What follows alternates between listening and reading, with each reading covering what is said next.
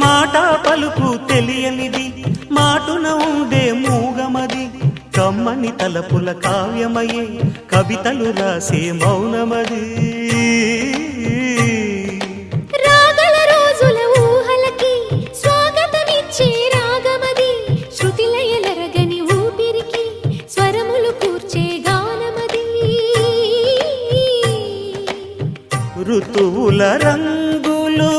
మార్చేది కల్పన కలిగిన మది భావం బ్రతుకును పాటగా మలిచేది